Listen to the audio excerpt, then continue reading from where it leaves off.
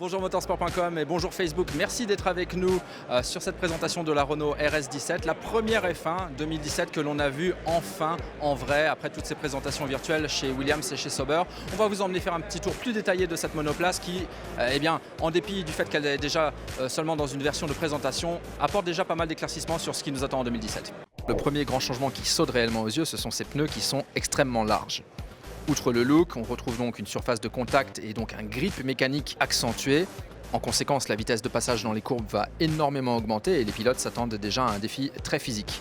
L'autre influence de ces pneus plus larges, c'est 25% de raccourcissement de la distance de freinage. Ça va énormément changer la façon dont les pilotes appréhendent notamment leurs manœuvres de dépassement, puisque ce sera très difficile maintenant d'aborder un concurrent et de tenter une manœuvre au freinage. On risque de voir moins de dépassements en 2017 en dépit de ces F1 plus agressives.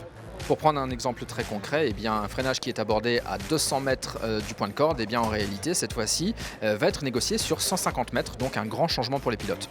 La façon dont l'air est exploité, évidemment, encore pour le moment, c'est un point d'interrogation. Il y a énormément de zones encore à optimiser, mais on peut remarquer des très grosses entrées pour les refroidissements de frein. L'attaque à l'avant est toujours optimisée sur la redirection du souffle d'air sur le S-duct et sous le fond plat. Le travail aéro a été également très riche sur les suspensions. Les pontons, les radiateurs, les systèmes de refroidissement, tout subit comme d'habitude une grosse cure d'amincissement et donc c'est la raison pour laquelle vous voyez des fins très organiques à l'arrière. C'est une impression qui en plus de ça est renforcée par le fait que le fond plat justement s'étend, s'élargit. Depuis l'introduction des systèmes V6 hybrides, l'airbox, c'est-à-dire l'entrée d'air du capot moteur devient de plus en plus complexe. Elle alimente notamment le système de refroidissement du récupérateur et du restituteur d'énergie. C'est également une utilisation de l'air très importante pour les systèmes de combustion vers le diffuseur. En parlant du diffuseur, évidemment, il faudra attendre encore réellement pour savoir à quoi il ressemble. Comme toutes les équipes, Renault cache son jeu et ce sera le cas également de toutes les monoplaces que l'on verra avant Barcelone. Une chose évidemment que l'on peut remarquer en revanche à l'arrière de ces voitures, ce sont ces ailerons qui sont beaucoup plus bas qu'ils ne l'étaient dans le passé.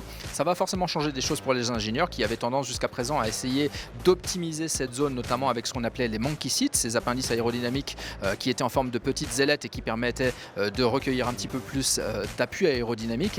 Maintenant, il y aura beaucoup moins d'espace pour mettre en place ces solutions. Cette année, les équipes n'auront pas vraiment l'occasion de tester ça sur le circuit de Barcelone, en tout cas pas vraiment de collecter de données très représentatives, tout simplement parce qu'habituellement ça se fait sur le tracé espagnol de Jerez et ce tracé est un circuit sur lequel il y a beaucoup plus de gros appuis, de virages lents. Bien entendu, on rappellera encore une nouvelle fois que ces autos, lorsqu'elles sont présentées à la presse, sont très différentes des versions que l'on verra évoluer en piste et donc il faut s'attendre à énormément de changements aussi bien visuels que mécaniques.